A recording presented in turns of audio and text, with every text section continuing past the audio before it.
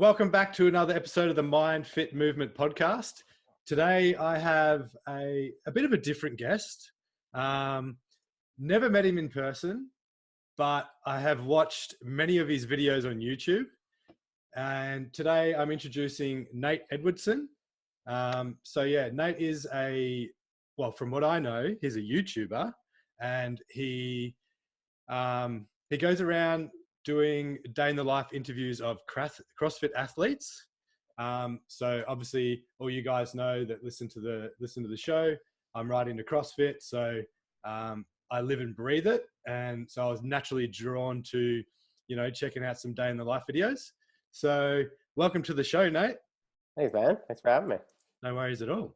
I don't know much about you. So give us a bit of a background on you and kind of what led you up to starting a YouTube channel? Yeah, for sure. I've been in the CrossFit came before the YouTube and long before the videos. Like a lot of the people I've worked with and got to know in the space, they were like, I've been making videos since I was 7. That was definitely not the case for me. It's very, very new. But yeah, I was doing CrossFit. I found CrossFit in 2014. I just finished playing. Well, I was still in the midst of playing rugby. Pretty competitively, and I was looking for an off-season training program. Found CrossFit through that, started training it, whatever, ended up coaching full-time for 5 years. Got really, really into it, needless to say. Yeah. And about 2017 or so, two and a bit years ago, I stumbled upon Casey Neistat. Have you heard of him before? Yeah, I have. Yeah. Actually, You kind of remind me of him a little bit. Oh, really? Wow. Yeah. Yeah, just a bit of, I don't know, I guess a bit of your style and a bit of your, your persona and stuff. Cool. Wow. Yeah. Thanks. No worries.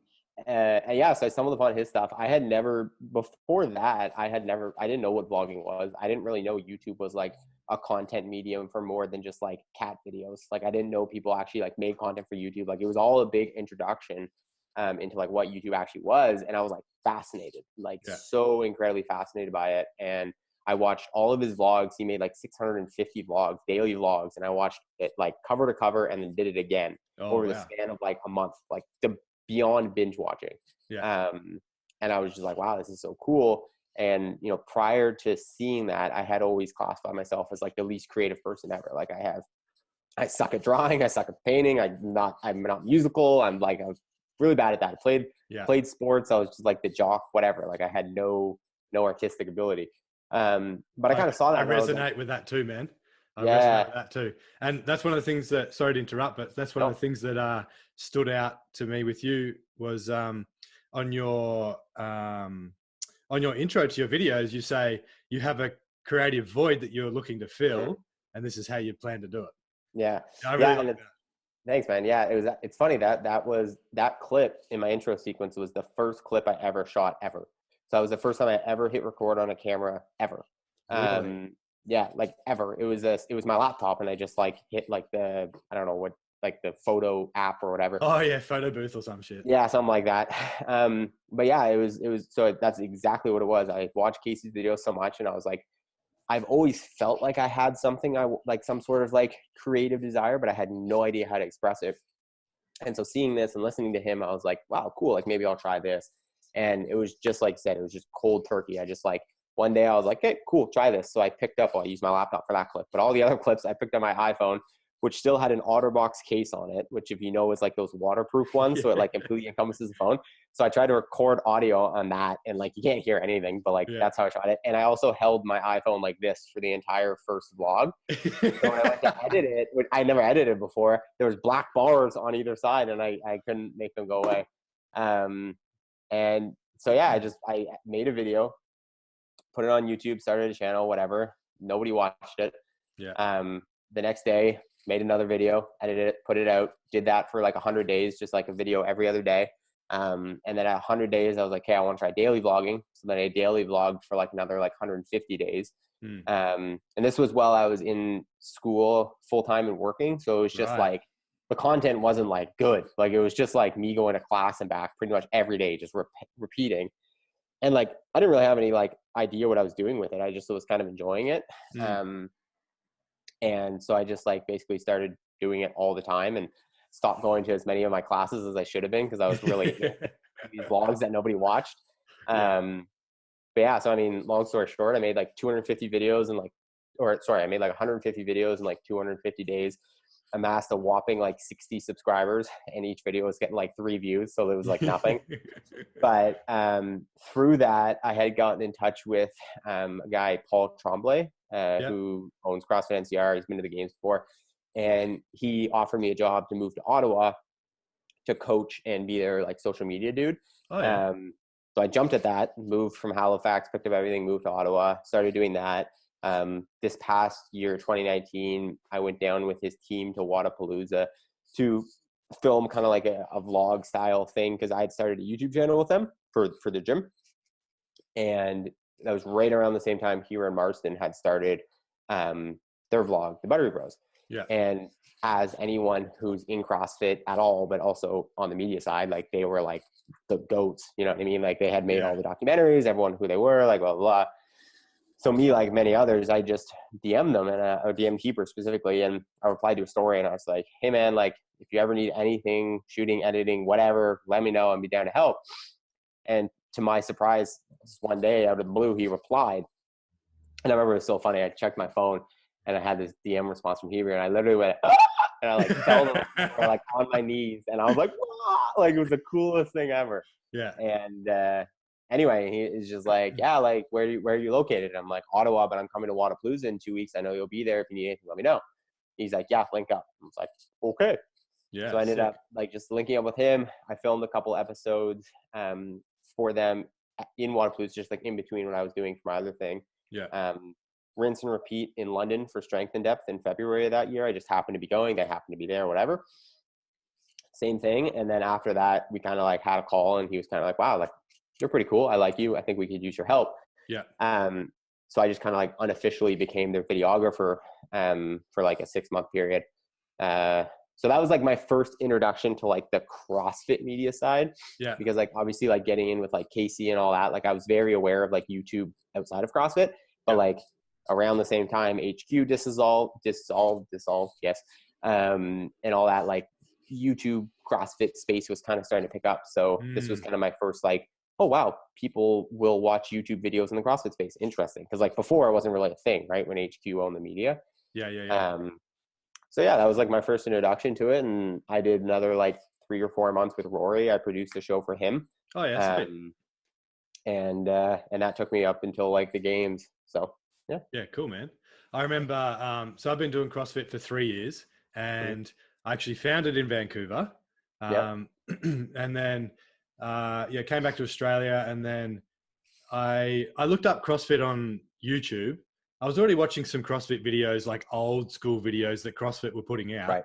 You know, and like with Rich and stuff like that. Yeah.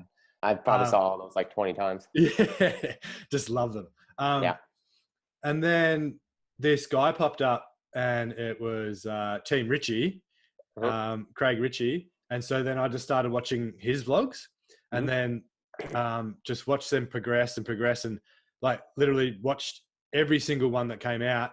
And then it was kind of like, it felt like about 1.5 years ago, it was just him and a couple of other random people doing it. And then now like YouTube is just full of vloggers, like Christy Aramo is doing it, Tia and Shane, yourself, Rory, Buttery Bros. Yeah, but it's really cool. It's really cool to see how the community is evolving like that. Do you know what I mean?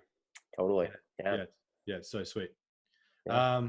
So for the people listening, are you still working a job as well as doing YouTube, or are you just solely doing YouTube? Solely doing YouTube. Yeah, dude. Yeah. That's awesome. I mean, yeah, sure. It's fun. I don't know. I've like, people ask me that question all the time. And I mean, that along with like, how do you make money, are like the 2 most popular questions. Understandably so. And I don't know, my kind of answer to it is like, I don't feel like I had a choice. Like I've always been such to a fault, all or nothing kind of person. Like I have the hardest time putting any resemblance of like energy or effort into something that I don't see as like my goal, my number one focus, what I'm working at. Yeah. So like, even like like when I started making those vlogs in Halifax and 2 people were watching them, like I didn't make any resemblance of money from it. I literally would like skip my university classes. Like I was paying like tens of thousands of dollars to go to this institution, but I was so focused on making this vlog every day that no one was going to watch that I literally like stopped going to class. So when I like had the idea of starting the channel, not only did I already not have a job because I was working for Heber and Rory, like a real job anyways, because I was working for those guys for like 6-7 months, and that's how I was paying all my bills and whatever. Okay. So it's not like I like left a job specifically, but I just stopped working for them, and I was like, okay, let's see if I can make this work. And just kind of have been like figuring it out for the last 4 months, basically. Yes, because my brother started a channel. He's into cars, so he started doing like car vlogs and YouTube like that. And I think he's up to like 1,500 subscribers over like a year. So this would be super interesting to him as well. Yeah. To try and see like how he can do it without working a job. Do you know what I mean? Yeah. So like how much, I guess, how much videos and subscribers and all that do you have to start making money? Like, dude, that's the question. Like, it's such a widespread thing. Like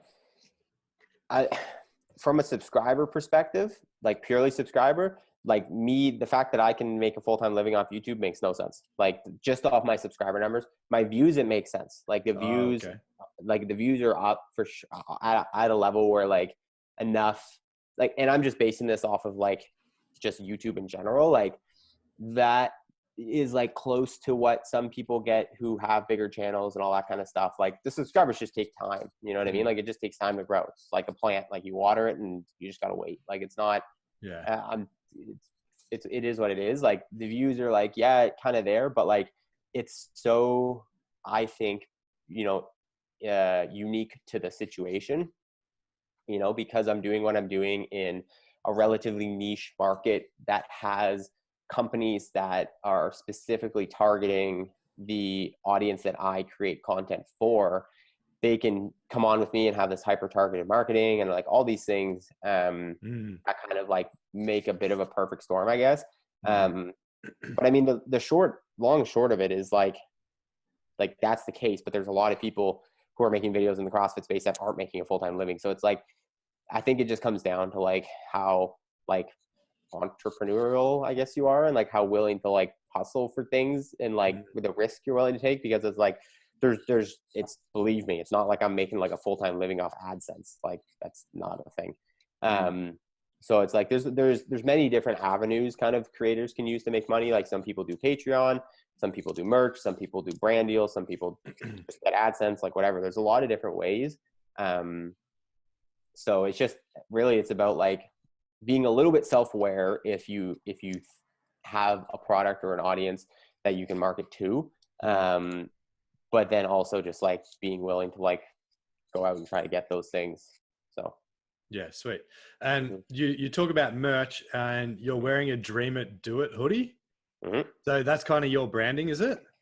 Yeah, it's like, I mean, with YouTube, like one of the things, like, any aspiring creators listening, one of the things that's kind of will help you down the road with that, with your channel and with getting people to attach to you and all that, is to have a brand. Like a brand is helpful. Like all the CrossFit athletes I talk to on my interviews stuff, I always ask about like, what's your personal brand? What's your message? What are you trying to do? And like, just because that's something that's like, can be bigger than yourself. You know what I mean? Cause like, there's very few people that will like just have a name that people will like attach to, you know what I mean? Like Nate Edwardson is like not that cool of a dude, you know what I mean? But like Dream It, Do It, and the idea of like having a dream, chasing it, doing it, actually starting it, no matter what's in your way, and like working towards and all, that's something that people can actually like attach to. And it's something that's like really relevant to me. Yeah. So it's like kind of a truth. It wasn't something I like came into this knowing. Like I had no idea what like a brand would be or anything like that when I started the channel. Yeah. But like the more I went on and the more like I just was talking, the more things along that line started coming out of my mouth. So then when like the idea of like centering in on like a specific brand came to mind, it just kind of like flowed out, and I was like, oh wow, this encompasses like everything I care about. Yeah, sweet.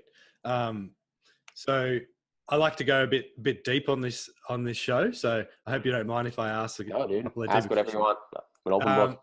Sweet, man. So like for Dream It, Do It, Mhm. where did that come from? And like, what does it mean to you? So like my big thing with it is just like so many people nowadays, especially my age, go through school. And again, this is maybe the North American education system, maybe the rest of the world's a little different. But from what I've seen, it's like you go through school, high school, whatever, and you're basically told that like you got to go to university. Like if you want a good job, if you want to be considered smart, whatever, you got to go to university. You got to get this degree, blah, blah, blah. Mm-hmm. And so you do that, and then you go to university and you just pick something at random when you're like 16, 17 years old that like sounds cool or whatever, or like sounds like something you might want. And then you go work that, university degree, you finish, you get a job, and you work up for 30 years and you stay in this company, this cubicle. And like, that is like the track a lot of people are put on. But with today's world, like not only is there so much more inspiration out there because there's so many people doing so many cool things, but like there's such a greater ability to chase your dreams than there ever was before, So like, let's say theoretically I had the dream to make videos 30, 40 years ago. Like I would have had to go to film school, like no questions about it. I would have had to either work for a production company or start a production company with millions of dollars to get all the gear and equipment and blah, blah, blah. I would have to find a network that would be willing to put my show on air. Like there are so many things in place. Whereas now it's like, hey, I want to make videos. This is interesting to me.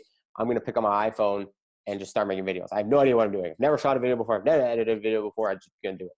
Yeah. And, it's Dream It, Do It to me then is just kind of this, the encompassment of like, you don't have to do what you think you have to do. Like what other people are telling you to do, what you think society, your parents, whatever. Like if there's something that generally excites you, that makes you happy, like you can do it. You can make a living doing it. Like literally anything, you know what I mean? Like if you're really interested in the history of like baseball, like you can start a podcast about baseball. You can start flipping baseball merch on eBay. You can start like doing like one-off little like educational pieces about different parts that whatever, like there's so much you can do. And, I really want people to see that number one, you can, and then also just to help people kind of realize they can overcome those barriers. Because like, that's the biggest thing is like everyone has this thought and this dream and like what they would love to be doing. But like, as soon as they start talking about it, like, well, I can't do that. Like, well, yeah. I have to make this done. I have all this debt. I have this, I have, X, Y, Z. I'm not in the right position. Like I don't have the experience. That's the biggest one I get. Oh, I don't know how to make videos yet. Like you don't need to, like, there's such an ability to just, that's kind of the do it part is like, it's one thing to dream it and to have a dream, but just do it. Like people ask me how to start making videos. Start making videos. Well, what do you mean? Like, I got to know what to make. No, you don't. Start making a video. Just make a video. But what if it's not good? Well, then you'll make something better next time. You'll learn from it. You know what I mean? Yeah. Like people are so scared to take the at bat. So it's kind of like, long-winded way to say it's just, it's the journey I've kind of been on in a way. And it's something that I feel a lot of people can find happiness through. Fuck yeah, man. Everything you just said there, I love it. Love it, love it, love it. It's awesome, man. And I put up a post because I learned this a few months ago. So I think I heard it on a podcast, but basically it's sort of like we want everything to be perfect before we start, or we're scared of it not being perfect. So like making, for instance, me doing this podcast, I wanted it to be perfect, but that perfectionism was actually holding me back from starting. And and the idea of that is it's our egos keeping us safe, right? Because then you don't have to put yourself out there. You don't have to get criticized. Or you don't, maybe it's like, maybe you're scared of success, right? So yeah, I fucking love that. So for you, you said that like it's been a bit of a journey. So has there been ups and downs with your journey? Oh yeah. Like you mean just specifically like with the channel or? Yeah, with the channel and sort of like, I guess that dreaming something, because everybody has a dream, but then, like, as you said, things stop them from doing it. Mm-hmm. Has there been any of that along your journey? Yeah, for sure. Like, absolutely. You know, it's a hard thing to kind of like put into words per se. Like, kind of like, I just think my brain kind of has this weird like tolerance for like, I guess, risk and like whatever. Like I just like, I make decisions that when I like sit back and like think about it like 6 months later, I'm like, wow, it's a good thing that worked out, because if it didn't, like, here's the example I'll give, and like the story I don't mind sharing is that, so when I went to the games this year, I had a contract to work for Rory. I shot all these videos for Rory, made all these videos for Rory, whatever. The games ended. I sat back and had a reflection. I was like, hey, like, I love making videos, but I only really like making videos when it's like my video. Like, it's a story I'm trying to tell. I like telling stories. I don't really like making videos. I like telling stories, and I like using video as a medium, but I don't really like editing that much. I don't really like shooting that much. I'm not really that much of a video nerd. Like, I just like using it as a medium to tell these stories. And if I'm not telling my story, I don't like doing it. So I'm going to do it myself. I'm going to start a YouTube channel. But like, that was a month after we had decided to move from Ottawa to Vancouver, which is basically the New York of Canada. It's the most expensive city. Our rent was almost doubling in the city. We had to make a cross-country drive, so like pay for the moving stuff, get all of our stuff out there, all these things. And I got a paycheck for the games, and that was it. And then I was like, I'm going to start this channel. And I had legitimately no clue when or if I was going to get paid again and where it would come from.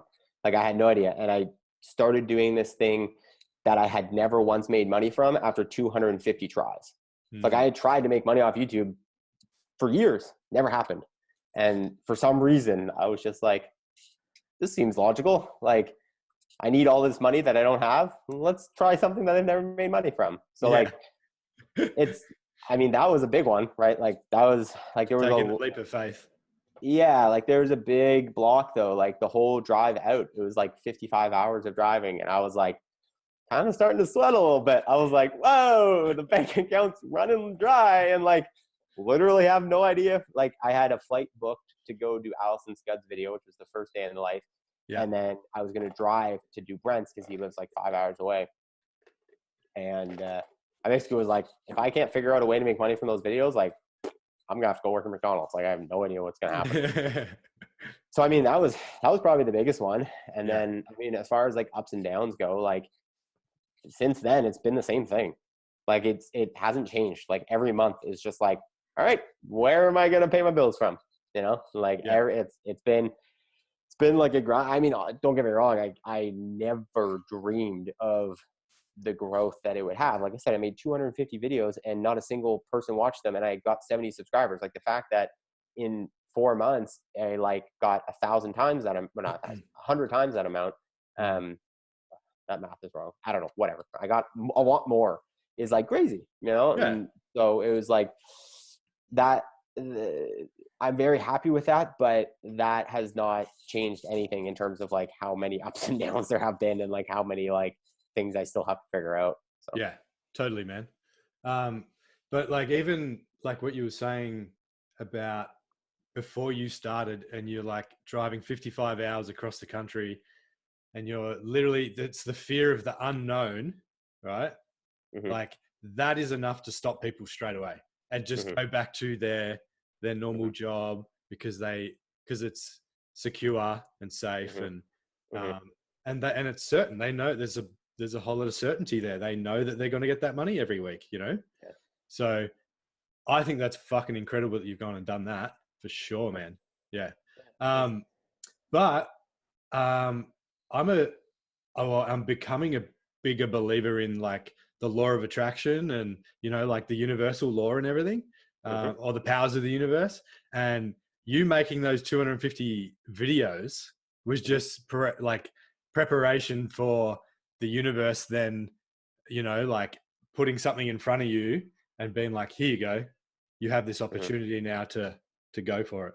And and that's kind of what's happening with this podcast, man. Like, I just started it, and, you know, my intention was just to have good conversations with good people, get it out to the world, and maybe hopefully it can help somebody, you know, or help 10 people or whatever, help 100 people get through something they're going through, or inspire them or empower them to, you know, go and achieve what they want to achieve.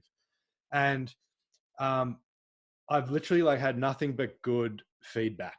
And it's kind of like literally the reason you reached out to me to have a chin wag, and it was literally because I put 2 love heart emojis on your post, right?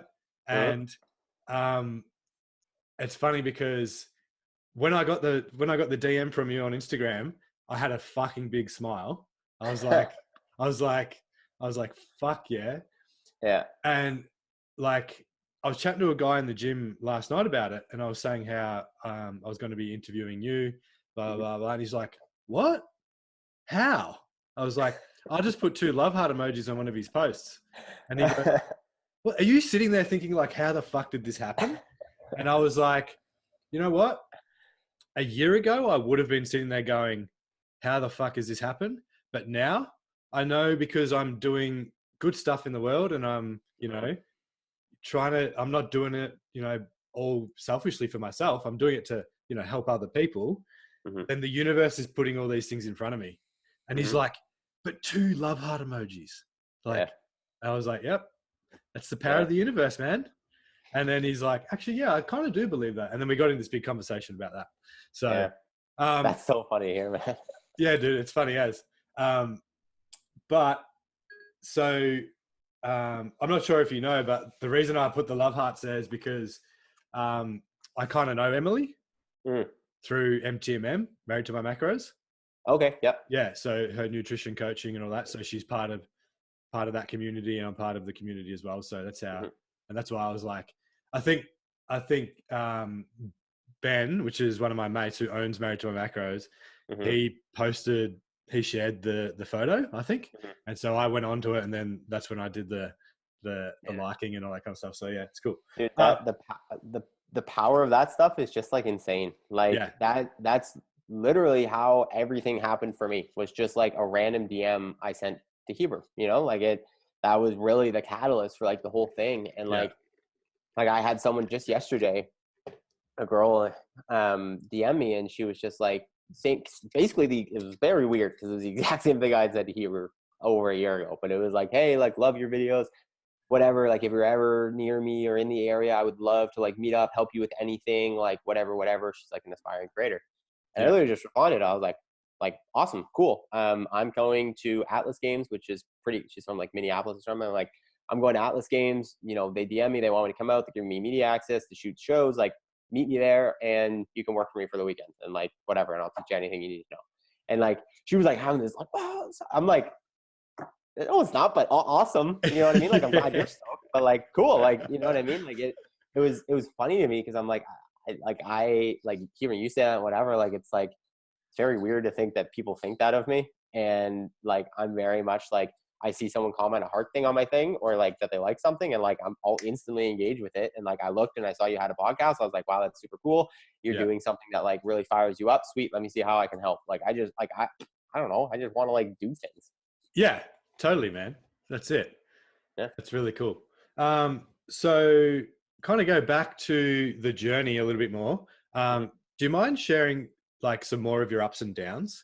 That can kind of, because the reason I'm asking is because I just read this book and it's fucking been a big game changer for me. It's called The War of Art. And basically, have you heard of it? No. So it's basically about things that are blocking people from creating things that they want to create, whether it's with art or writing or film, or going on an entrepreneurial venture, right? And basically, he labels it as resistance. So resistance will stop you from doing, right? And that it can look like in different ways, and it will be like negative self-talk, you know, like, oh, I can't do this, or oh, I want to reach out to this person, oh, they won't want to fucking talk to me, you know, like, you know, that kind of stuff. So can you relate to that in any way? And if so, would you be able to share a bit of that? Yeah. So, I mean, as far as like the ups and downs, like, yeah, like ask me specifics in a second. Like, I'll definitely be as open as possible. But like, just to address that one point in general, like, I shouldn't DM him. He's not going to care. That, like, this is going to make me sound like the cockiest dude ever. But like, for some reason, I've always had this like sense of like, as bad as it, like, okay, so let me preface this a little bit. I'm like a little bit superstitious in the sense that like I will never say anything's a thing until it's like so cemented. Like, okay, I won't say I've got a brand deal until the money's in my account. I won't say I have an athlete until I've already shot with them, like XYZ. Like, I'm very like, if I say it like out loud to someone, like it's gonna jinx it. Like, I don't want to do that. Yeah. But like countering that in my head, it's like, I don't know, man. There's just like, there's never, it's hard to explain, but like the decision to like start the channel with all of those things that I like, all of those things I said to you about, like the moving across the country, the more expensive rent, the not having any way to pay my bills, that stuff didn't occur to me until long after I got here. When I made the decision to do it, I was just like, cool. Like, when I made the decision, when I DM'd Tiber, it was like, I didn't think about it. Like, I just did it. Like, I don't know. It's like, I don't know how to explain it, but it's just like, I've just kind of like felt like things will work out and like are like, if I want to do something, I just do it. Yeah. Yeah. Fair enough. You kind of, you have trust in yourself and you know that it's going to work out.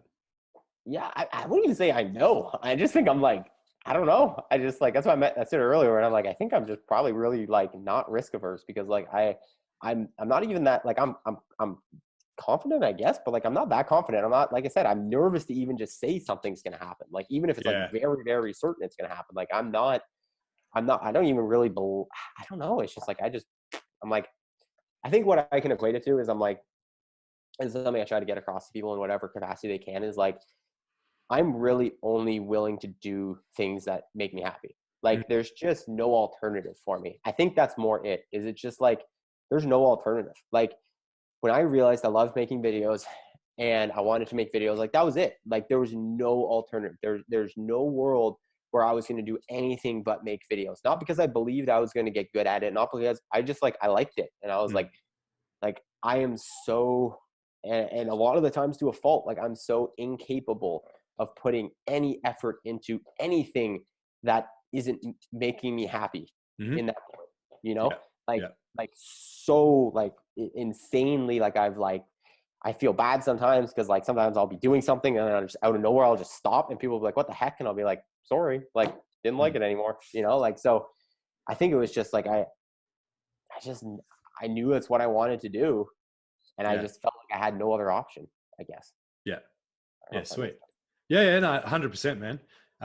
But it, like, I don't know if you can, well, you probably can't relate because you're already in this mindset, but I feel like for me and some other people in this world, like, they can be scared to say no because they're like a people pleaser. And that is kind of me, and I'm trying to like work through that stuff. Yeah. Pick everything I just said apart, because that's one thing I've been trying to do, is like, because a lot of people come to me with that stuff now. So yeah, pick it apart. Go into what you want. So it's kind of like you want to help everybody, you want to please everybody, so you're kind of scared, even though if something doesn't feel like it's going to be right, like, you'll say yes to it instead of saying no, and then you do it, and then you become unfulfilled, and then you end up resenting it, kind of thing. So that's the thing I kind of tell people with that, because I get that one a lot. Like, hey, like, I want to do this. Do it. I can't. Why not? I have this job. Leave your job. I can't. Why? Because when I started the job 3 months ago, I told the manager that I got hired because I said I was willing to work up and I really wanted to grow and develop. But after 2 months, I realized I didn't really love it anymore. Like, so leave. But I can't. I owe it to them. And like, I don't know. The thing I've been trying to tell people is like no one's that special. Yeah. You know what I mean? No, you don't matter that much. Sorry. Like, you're not that integral to you might think you are, you know what I mean? But like, they'll move on.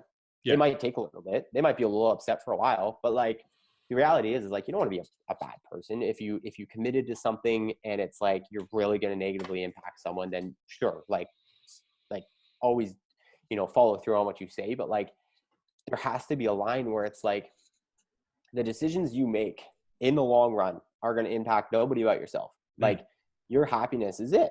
Because like the example I give all the time, I'm like, okay, so you stay in this job you hate for a year because you're working towards something in a year that's going to bring you what you think is going to make you happy, but you hate your life for this year. It's like, you might get hit by a bus tomorrow. Like, what happens if you just walk outside and get hit by a bus? Could happen. You know what I mean? What if you're in a plane and it crashes? Could happen. Like, and if you're not enjoying every moment of every day to some extent, like, yeah, there's hard times and there's whatever, but like, if you're not at least chasing something that fulfills you, it's like, what's the point? Like, you're the little bit of unhappiness that person's going to feel is going to pale in comparison to how you're going to feel inside by not doing it, by not leaving that job, by not taking that jump, by not potentially letting that person down.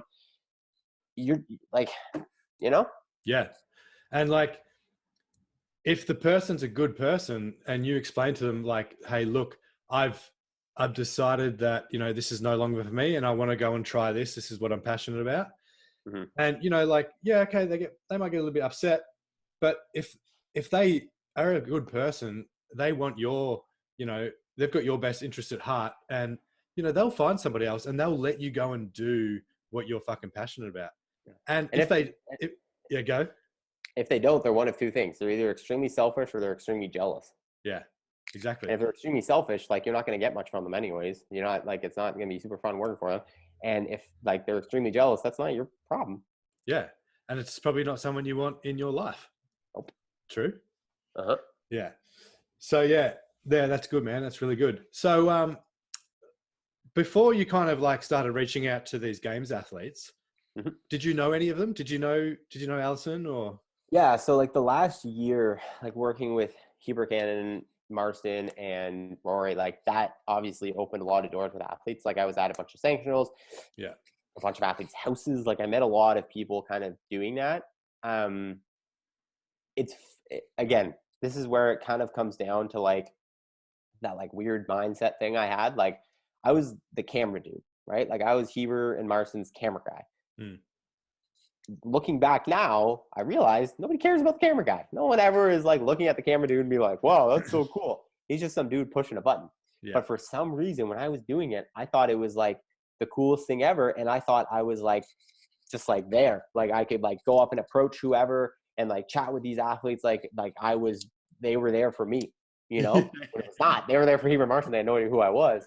But like, because of that, I just like chatted with so many different people, so many different athletes, and made so many different connections that like when it came time for me to start the series, like I already had a pretty good black book of people that I could connect with. So that's cool.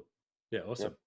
Yeah. Awesome, man. So you it's kind of like a big networking thing, and then it kind of led from there, right? You weren't really cold calling, if you want to call it that. I mean, people ask me all the time how I get athletes. Like, it's pretty much 50-50. Like, Allison was the first one I did, and like I had her number. I had met her twice, but like it was still like we had never really hung out, so it was a shot in the dark. Yeah, true. Was Pat second? No, Brent was the second. Brent was a cold call. Brent I had talked to once in my life, and I sent him a DM. That was a cold call. He was the second athlete I did it. Pat I knew pretty well. Meg, after that, I had known pretty well. Noah was a cold call. Carrie was a cold call. Amanda was a cold call. Emily and Sam Quant were all so like that's like 75% cold calls. Yeah. Okay. Sweet. Yeah. Has there been like a few that you've kind of reached out to and that hasn't been like a fit or? Yeah, for sure. Yeah. There's a lot. Usually it's just like, for the most part, I haven't had any athletes. I'm pretty selective too. Like, with the athletes I do, and it's not just based off like what people think, which would be like games finishing and stuff like that. Like, I don't want to say I only do games athletes, but like that's a big part of it just because I think that kind of like adds a lot to the story. Like, it just puts them at a level that like allows them to have this lifestyle that's cool to document. But like they don't like have to be by any means like a top performer or anything like that. But I'm pretty selective over the ones. So like from the ones I've messaged that I've wanted and that haven't worked out, for the most part, it's been scheduling stuff. And, you know, the bigger the athlete, usually the harder it is to get them to like be able to sync up a schedule, because they're just, everyone wants a piece of them, right? So it's yeah, true. Yeah, that's cool. Yeah, I really like Scudsy. Like she's awesome, man. She's like, I mean, it's hard to tell over like, YouTube and Instagram and stuff, but I started following her like a few years ago, and like I just enjoyed her mindset and kind of like, her bit of her persona, and I liked her mindfulness stuff, and like she just sounds like an absolute legend, man. Dude, she's awesome. She's so fun. It was cool, right? Because like she was the first one I did too, right? So like kudos to her, because like she had literally no idea what this was. Like a lot of the athletes who I'll reach out to who don't know really who I am. I mean, I'm kind of lucky now that like a lot, it's funny, I created a series that a lot of athletes like to watch. So like they want to see what the competition's doing. So like most athletes now know who I am through the show. Yeah, so when I reach out to them, it's kind of like, oh, okay, dope. Yeah, you want to do one with me? Sweet. But like at the beginning, like there was nothing. Like she didn't really know who I was. She had no idea what I was trying to produce. I was pitching her to let me shoot a show that was going to go on my channel that had like 60 subscribers. Like there was no guarantee of like any kind of like views or awareness. Like there was nothing that she was going to get out of it, really. And she was still down, and she was like, oh, sweet. And like, whatever. And I flew down and did it with her. So yeah, she's super cool, man, for sure. Well, that just shows her character there, like she's letting you into her life, and because you're doing something good in the world and creating, and she's happy to support you in that. Yeah. So that's it's awesome. Cool vibe, man. And that's kind of something that I try to like really try to like bring as well. Like if literally like, I'm in a unique position where it's like, I'm not popular. Like I don't have followers. I don't have any of that. Like it's still so new, but like, it's also a weird position because there are people who are like fans of mine, which is like a really weird thing to wrap my head around now. But like, there's people who like, basically what I'm trying to say is there's people who like look at me like I used to look at Varsity athletes, whatever, which is weird. But the difference is when I looked at them, they had hundreds of thousands of followers and they probably didn't see their DMs. The difference is for me, I don't have that yet. Yeah. And so it's like, you DM me, I'm going to see it and I will respond like 100% of the time, unless you're just being weird and I just don't want to talk to you.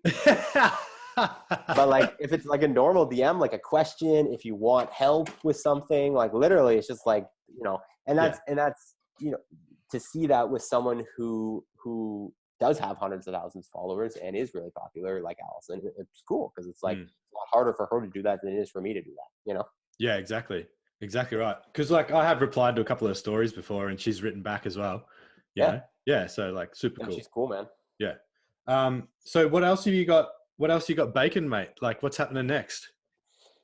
It's a question, dude. I don't know. Like like I said before, I'm a pretty day by day kind of guy. I don't really look too far ahead.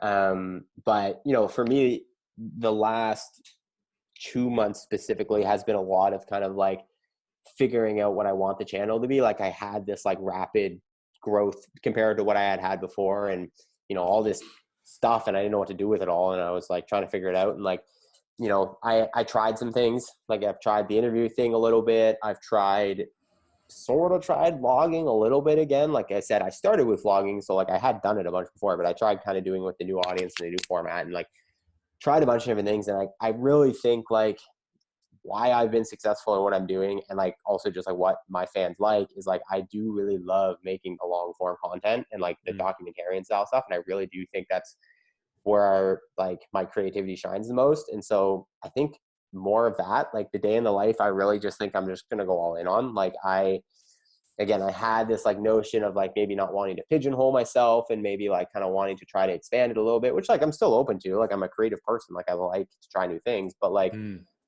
I really think it's something special and that people are liking it. And like, it's something I really enjoy doing. So I think really I'm just going to try to go all in on that, at least until I get bored of it. Sweet, man. And so you said you're going to Atlas Games next to help out with the media? Yeah, so I'm doing, they just reached out. I'm doing almost, this is like I said earlier, I don't like saying things still are 100%, but I'm very likely going to be at Wadapalooza. There's just like a few little things that are still falling into place that would make that happen. But yeah, very likely going to be at Wadapalooza, shooting content I haven't announced yet, but like basically very similar to like what I'm to expect. Yeah. And then Atlas Games for sure. That one I will be at. I'm just going to be shooting my own content too. They just wanted me to come out and do something. And so that was, I'll be going out there. And then, yeah, those are the only ones I have planned, like for sure right now. Yeah. Planning to come to Australia at all? I'd love to, man. I worked with an Australian company for a couple months, The Wildlife. They sponsored a few of my videos, and I got to know them pretty well, and they're pretty cool. Yeah. I know I have had some convos with Tia and James about shooting episodes of the series, so there's some things that could bring me out, and I would love to come, man. It's definitely it's one of those ones though, whereas if I'm coming, like it's not just going to be to shoot a series for like 3 days and leave. Like I want to come for like a month.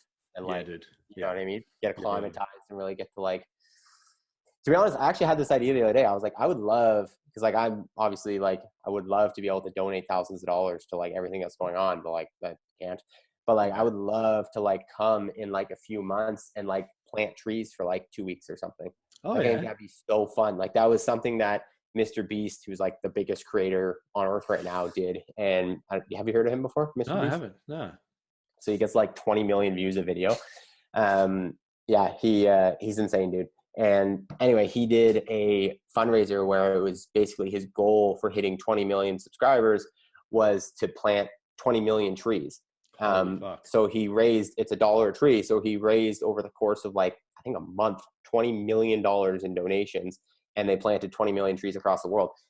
And I was like, that was one of the first times I had like seen something where I was like, wow, that's really awesome. Like I like trees. I like nature. Like I could really see myself doing that, you know? Yeah. That's something I try to tell people too, not to go off on too much of a tangent, but like with this whole thing is like, you got to find something you're passionate about. Like you can't, like, you're not going to succeed doing something because you think it's what you should be doing. Like whether it be philanthropic or like a message or XYZ, people are going to, especially if you're trying to create a brand that you're going to market to people, like they're going to sense out when it's not true to you. So that was one of the first times I saw something like that, where I was like, I would love to make a difference in some regard in the environment, in the world, but like, I just don't know how to do it. And I saw that and I was like, that's so cool. I would love to do that. So I kind of had that idea, like when everything was happening, or still is happening, I guess, but like everything's going on, I'm like, I think that could be something really cool. So maybe I'll try to make that happen at some point. That'd be fun. That'd be cool, man, for sure. Yeah. There's a couple of sanctionals going on in Australia this year, so right. Maybe tie it all in with that. Maybe. Yeah, cool, man. So I'm going to ask a couple of kind of finishing questions. Sure, dude. Do you have a morning routine? And if you do, what does it look like? Yeah, I guess I kind of do. Those are so popular nowadays, man. Morning routines. Yeah. Oh man, especially on the YouTube scene, everyone's like, that's the number one clickbait. Yeah. Navy SEALs morning routine. But I kind of do. And like, to be honest, the older I've got, I'm 24, but like the older I've gotten, the more like my life has kind of become up to me on a day-by-day basis, the more I've realized how much I care about making sure that's in place. But yeah, every morning I like, the moment my alarm goes off, I wake up, just cause like I feel it's like, it's not a good thing, I don't think, but it's like ever since I started like doing my own thing, like working for myself or whatever, I have this like extreme sense of panic every time I wake up.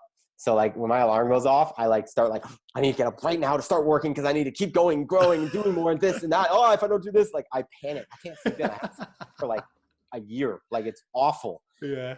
So I have this extreme sense of panic the moment my alarm goes off. So I have to get up the moment it goes off, whatever time that is. And usual stuff, go to the washroom, whatever. The first thing I do always is just make coffee. And then basically kind of like the morning routine that I love is to have ideally like an hour to sit and drink my coffee. Like what I'll do is like, I'll make the coffee. I try to not look at my phone until I'm done making the coffee, which is like probably like a 15-minute window between when I wake up and when I finish. So I just like, I don't know why, I just try to like not look at my phone, make the coffee, and then I'll sit down and then I'll look at it, and I'll basically like, I always do it the same order: text messages, emails, DMs, and then YouTube. So like I'll check my text that I got that night or whatever. Yeah. Now doing what I do, like I'm communicating with people from all different time zones all the time. So like I always wake up to like a billion things. So usually, check text, emails, mainly like brand stuff. And I will kind of work in that time. Like that kind of work doesn't really like stress me out too much. So I don't mind doing it. Like if I have emails or whatever for brands and all that, I'll do that as soon as I wake up. Check Instagram DMs specifically. I don't scroll Instagram, but I just check my DMs because like I love, like I said earlier, like every morning now I wake up to like 10 DMs, which is insane. Like 10 people I don't know wanting to talk to me. So I get so excited. So I'm like a kid at Christmas. Every time I wake up in the morning, I'm like, cool. Yeah. And I get to like talk with these people. So I usually will like talk to random people for like another like 20 minutes on Instagram. And then I always check my YouTube. I always go to the YouTube studio app and just refresh. Like, let's see where we're at today. Checking the analytics. And then, that's probably like half an hour-ish. And then the second half an hour before I start moving is like, I just kind of chill. I'll watch. Usually I try to like, if there's a podcast on from like one of the creators I like, I'll try to sit and watch a podcast or like part of it. I can't really handle any kind of like high intensity content in the morning, like any kind of like really in your face vlogs, but like anything kind of like slower paced or whatever, I'll sit and watch for like half an hour. But yeah, that's like my favorite thing, man. Just having that like block of time. And the other thing is no one can be up. I want to be alone. Like my girlfriend and I live together and we've lived together for like 6.5 years. And like, if she works at 8 and she's going to get up at 7, I'll intentionally wake myself up at 6 a.m. So I have an hour, even if I don't have to do anything that day, just so I have an hour without her, without anyone, you know, with her. Cause I just like to be alone for the first like hour of the day. Yeah. Yeah. That's fair, man. You gotta look after number one at the end of the day. And if that's what sets you up for the day, you know, that's what it is. Yeah. It's kind of like I guess like I say like my like meditation too. Like as much as I'm like not meditating, I'm consuming content and doing things like just like, that's the only time where I like am just like in one place and just kind of like, it really feels like it sets me up for the day. Yeah. Do you do any journaling or anything like to writing down ideas and stuff for YouTube and all that?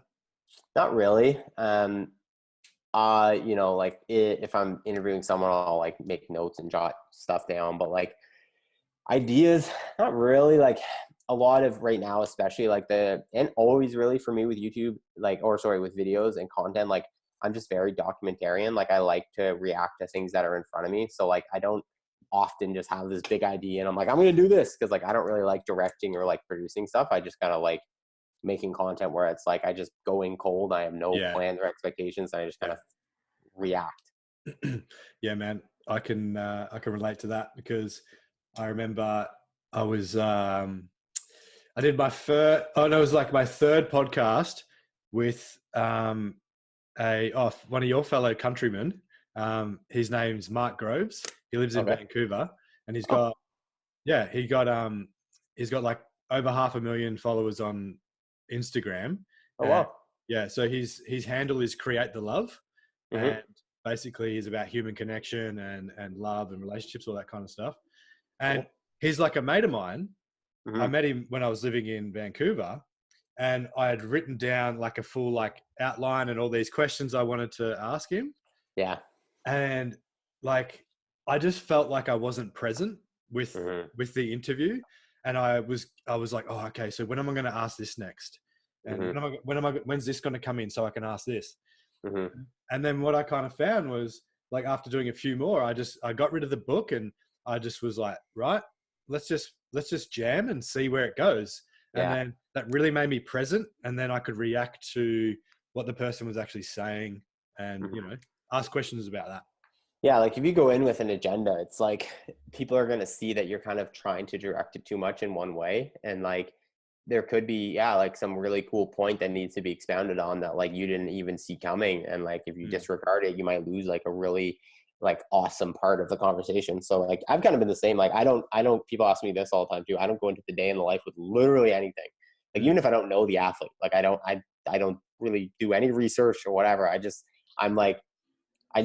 ask the questions that I'm curious about, you know? Cause like for so long I was that like fan. So like, I know what it feels like to like see these athletes on Instagram and be like, I wonder this, I wonder that. So like anytime I do the videos, I just walk in, I'm just like this weirdo holding the camera and I'm just like, what's that? What's that? What's that? What's that? What's that? Like if you watch my videos, they're so all over the place. I'm just like, pointing out random things and talking about it. Like I get all these like suggestions on like what I should do. And I'm like, sorry, man, it's not going to happen. Like if it's not right in front of me, I'm not. Yeah. That's awesome, man. I love that. That's awesome. Do you read books? So much. I don't read books for sure. I don't know why, man. I don't have the attention span. Like it's probably a bad thing about the generation, but I just like, I can't, I've tried so hard to like sit down and read a book. I just go nuts. Like I can't. Audiobooks though. That's what I've been doing recently. So like podcasts, I prefer. I would much rather consume, and I think you can consume just as much content nowadays through podcasts because there's so many different ones and you can learn so many different things. I prefer podcasts, but I do audiobooks a lot of the time when I'm driving. So like, it's pretty amazing, like how much time you don't realize you spend in the car. Like literally just like driving my girlfriend to and from work, driving my dog to the dog park and back, and like going to the grocery store. Pretty much anytime I'm in the car, I'll put an audiobook on. And within like a week or two, I've gone through the whole like 600-minute book. You know what I mean? I'm like, wow, I didn't expect that to happen. So yeah, I'll listen to audiobooks, and I find, to be honest, like that too, like there's nothing else I can do while I'm driving. And the reason I can't read books is because like I just like panic, you know, I'm just like, I need to be doing something else. Like I don't know. I just have this 24-hour panic when I'm awake that I need to be doing something. I'm like the worst at relaxing. My girlfriend hates me. I can't I can't sit through a movie. I can't watch TV shows. Like it's like a sickness. Yeah, man. Anyways, so driving is one of the few times when I can actually like absorb content really, really well, like especially through audio or like whatever. So yeah, I find audiobooks work super well for me. I don't know if you've ever looked into this, but I've done a few like personality tests, and so one of the ones, so I've been working with like a life coach, and just trying to learn about myself more and how I can be, you know, more effective and all that kind of stuff. And one of the things was like, we did this personality test, and it basically came back with like, you love to be doing things with your hands, and I'm a fidgeter. Yeah. I got a pen in my hand as well. Yeah, dude, I fidget all the time. And to be learning, you also need to be like hands-on kind of thing. Right. So, and it's so true, because like if I'm sitting in front of my computer and I'm like watching, like if I'm trying to learn something and there's a course and I'm trying to like watch it and sit down, like I'm within a minute, I'm somewhere else. Yeah. Right. And I'm distracted. I'm thinking about something else. Right. But if I'm in the car and I put a podcast on, right, or an audio book, and I'm driving, I can consume the content and listen to the content. Yeah. And I spoke to my life coach about that, and he was like, yeah, because you're a doing learner. So even though you're sitting there driving, you're still doing something. Yeah. Because you're driving, and that's a doing thing, and then you can consume the content. I was like, wow, that's very interesting. It's like the weirdest thing, man. Like, again, I always use my girlfriend because she's always the one that tells me I'm the weirdest on the most frequent basis. But like for me, like to like relax, like I have to like go to like a schoolyard and shoot hoops. Like I have to like by myself. Like the ultimate relaxing for me is like going to like shoot baskets by myself, like not with anyone else, just like headphones in, whatever. Going to the rugby field and kicking, doing like juggling a soccer ball, like whatever, just like something where it's like, because if I'm not doing something, I freak out. Like I said, like I panic. But if I'm doing something, even if it's not like work related or whatever, as long as I'm doing something, it distracts me from that enough to like actually like relax and be with my thoughts and like whatever, you know? Yeah. I'm too competitive in CrossFit for it to be that. Like that's why I said I can't do it with other people, because I get crazy competitive. But when I'm just by myself, like doing something like physical, it's the same. That's when I can like chill. Yeah. Sweet. Even though I'm not chilling, I have to be like running around. Yeah. But I think because everyone's so different, and you know, like we shouldn't be putting people into baskets, you know, but like everyone into the one basket, because there's so many different people, and we should just be more accepting of people, I think. And, you know, embrace their weirdness. If your girlfriend's listening to this. She won't be, but that's okay. So You said you were competitive in CrossFit. Are you going to do any comps this year or? No, No? I'm like, when I say I'm competitive, I don't mean like a competitive athlete. I just mean I just always want to win everything. Like I grew up playing sports and I'm just stupid competitive. Mainly in anything physical. I'm not super competitive in like anything that's not physical, like board games and stuff like that, like whatever I can handle. Yeah. But anything that's like physical, I don't know why I just get this like this like switch that goes and I'm just like not a nice person. I want to beat you. Yeah, I don't know. I think it's because I played a lot of contact sports too. So like I'm just like very like angry when I do things with other people that are physical.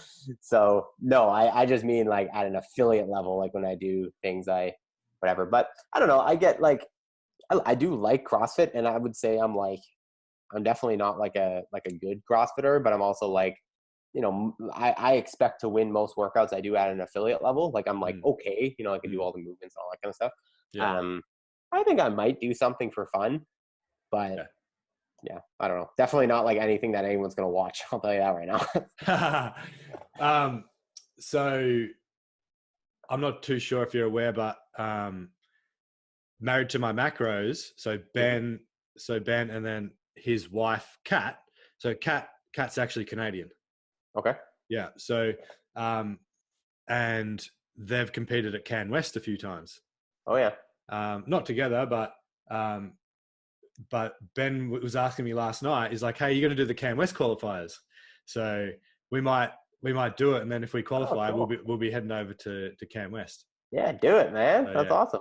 So yeah, that's the other one I'll be at for sure, just because it's like right in my backyard. And I'm like, literally, I'm trying to convince, none will come. Like I'm trying to convince every single elite athlete that I talk to come, just because like, I want them to come to Vancouver. Yeah. But like none will come because it's way too close to the games. Like the only chance that competition has of getting elite athletes, as bad as it sounds, is like if they haven't qualified for the games, pretty much, because it's like a month before the games.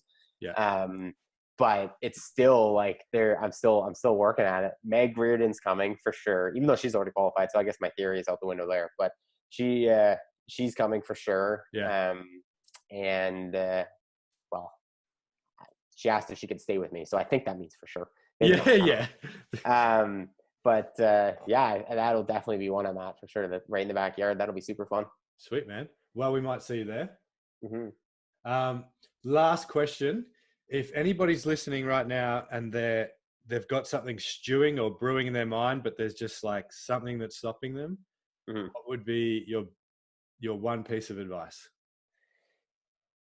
I mean, DM me, number one, so I can get more in deep with you. I would love to like have a conversation and like try to help you if I can. But I would say like the general thing would be just like give yourself at bats. Like so many of the things that are holding those people back are fears of failure, fears of judgment, fears of inadequacy, like all these things. And like the one thing that's going to eventually solve all those things is repetition. Like just by doing something one more time, you will get just a tiny bit better. You know, like that first video I shot in vertical, the second video was just as bad content wise, but I learned that if I held my phone sideways, it would fill up the whole screen. So it was like a little bit better, you know? And in the third video, I learned that you could put text on the screen. That was kind of cool. You know what I mean? Like, so it's like every time you do something, you're going to incrementally overcome all of those things that are holding you back, you know, like whatever it is. Like if you're nervous about what people are going to think, like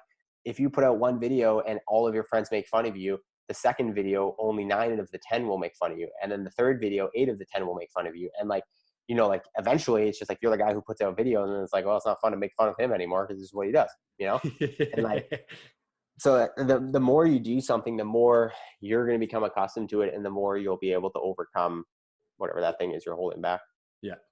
Sweet, man. Love it. That's really good advice. Yeah, that's really good advice. All right. So where can people find you on the socials? Yeah. So it's just, everything's just my name at Nate Edwardson. So Instagram and YouTube are the 2 platforms I use. I don't really use anything else. TikTok. Yeah. I've made three or 4 videos on TikTok. That's more of a joke than seriousness, but yeah. Instagram and YouTube are the 2. Yeah. Sweet, man. That's awesome. Is there anything else you want to share? Thanks for having me, man. This was fun. Yeah, no worries. It's been fun, man. Thanks for coming on. Yeah, my pleasure, man. My pleasure. If anyone ever wants to, like you said, have a block or anything they want to try to do and they think I can help them with, shoot me a message. I'd love to chat. Beautiful, man. Thanks heaps for that. Yeah, no worries, man. All right, gang, that's a wrap.